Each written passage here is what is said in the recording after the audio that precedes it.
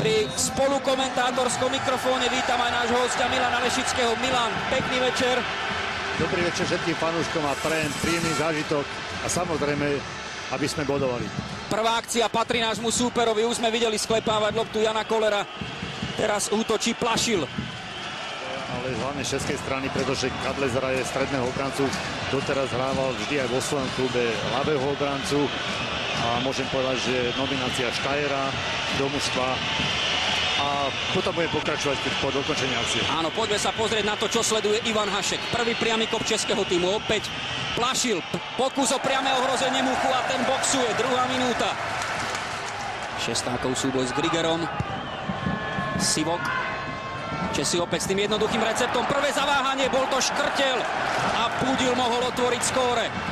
Lopta prešla cez Kollera, ale napokon aj cez Liverpool. Veľmi dobre a Češi vystrieľajú svoje patrony, predpokladám, každú chvíľu. A Martin netrafil loptu, ako chcela. Videli ste half volley v podaní Daniela Pudila. Česi zahrávajú už svoj štvrtý rok. A priestor teraz pre Hološka. Česi si nerozumeli. Hološková strela na Petra Čecha. Náš prvý strelecký pokus v 20. minúte pred českým pokutovým územím. Weiss. A opäť jeho rýchle kľúčky. Weiss v ďalšom výbornom ťahu. V krajnom priestore Weiss ide do 16. Prudký center pred Petra Čecha. 37. minúta. Tak, bratislavské publikum Tumanového zabávača. Volá sa Vlado Weiss junior. Veľmi rešpektovaný, nepríjemný. Opäť všetci naši pred Jánom Muchom. Center na vzdialenejšiu stranu 16. Na volej pre Jankulovského. To je nepríjemné. Obrovské šťastie. Steiner teraz zahodil nemožné. Jankulovského volej a potom po odrazenej lopte uvidíme to ešte raz. Aj Steinerovo zakončenie, ktoré volalo po jeho 5. medzištátnom góle. Lopta trafila Škrtela, padla k nohám Steinera. Center jeho slabšou ľavou nohou. Hološko nadvihol. A Vitek sa mohol dostať do šance, ale v rozhodujúcej chvíli zaváhal. Ešte sme pri lopte. Vitek proti Grigerovi. Vitek perfektná kľúčka. A Čechov výborný zákrok ľavou nohou. Zabavníkov faul. Ruší našu akciu z 52. minúty. Hamšík. Jurica mu, Štrba mu prerazil priestor. Weiss po Hamšíkovej prihrávke. Vitek. Má proti sebe Sivoka. Vitekov center na Hološka. Gól! Gól!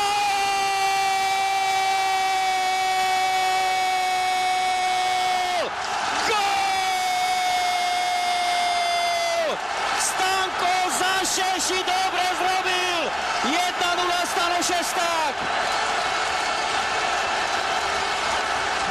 60. minúta, futbalová eufória Slovenska. Stano Šesták, naše kvalifikačné ESO. Jeho 5. gól v bojoch o Južnú Afriku 2010. Vitekov center cez Sivoka. Naskakoval tam Hološko, lopta prešla na Šestáka a jeho volej končí za Čechovým chrbtom. Gólový účet zápasu Slovensko-Česko otvára podobne ako 1. apríla na Pražskej Letnej Stano Šesták. Odchovanec prešovského Tatrana. Útočník VfL Bochum. Pohľad protiľahlej kamery. Stano Šesták a jeho ďalší fantasticky dôležitý gól na bratislavskom tehelnom poli. Veľmi dôležitý gól. A futbalisti bývajú poverčiví a je to tá šťastná brána, do ktorej góly dávame pravidelne.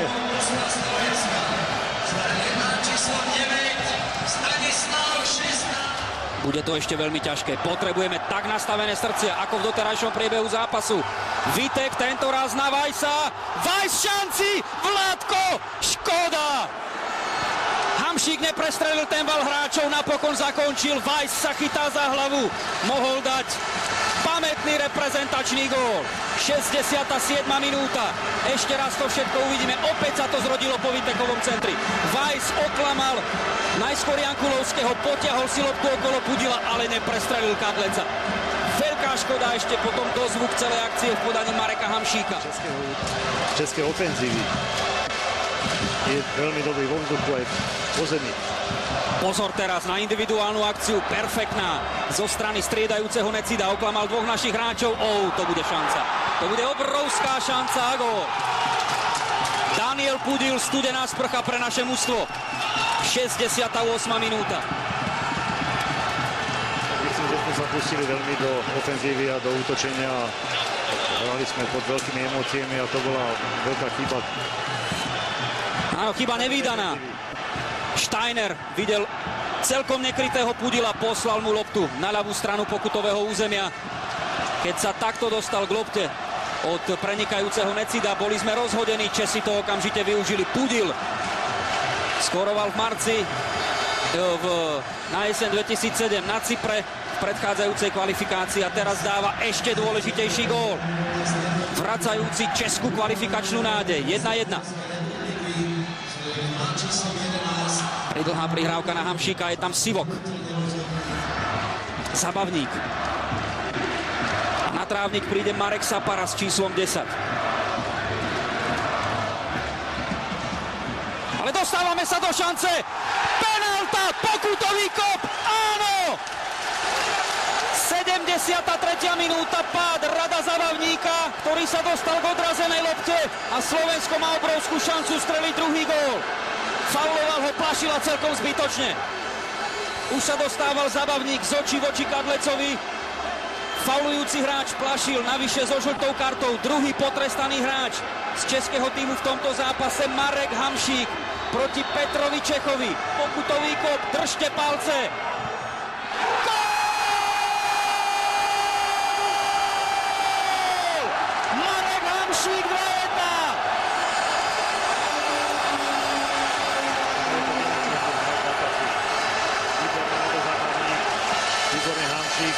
Pre Zabavníka odmena za doterajší výkon v zadných radoch. Odmena prišla v súperovom pokutovom území. A z penalty dávame gól na 2-1. To, čo nedokázal Ďuso Šimon proti Petrovi Srničkovi na tomto štadióne pred 12 rokmi na opačnej strane. To teraz urobil Marek Hamšík proti Čechovi, ktorý síce smer strely uhádol. Ale Marek zaznamenáva svoj druhý kvalifikačný gól v bojoch o Južnú Afriku 2010. Podobne prekonal zvnútra 16-ky aj Taylora, brankára Severného Írska. A opäť je tu ten víťazný kód 2-1. Vyhrali sme takto nad Severným Írskom, nad Poľskom, aj v Prahe. Vyhrajme takto nad Čechmi, aj v Bratislavskej. Ukázal prečo. Ale Baroš, ten chce uradovať na tehelnom poli. Hamšíkov faul a teraz môže byť náš hráč rád. A tak nie, červená karta pre Mareka Hamšíka. Za gólovú oslavu dostal pred chvíľočkou žltú kartu. A teraz za faul na Baroša ďalšiu. Slovensko v oslabení pred záverečnou štvrťhodinou. Marek Hamšík musí ísť predčasne pod sprchy. Tak je to určite veľká škoda, je to oslabenie.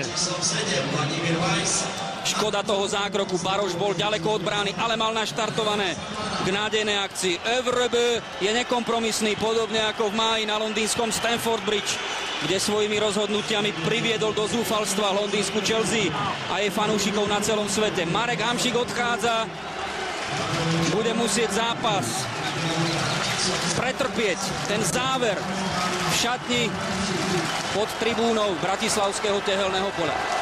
Prvá žltá karta pred chvíľočkou za tú gólovú oslavu.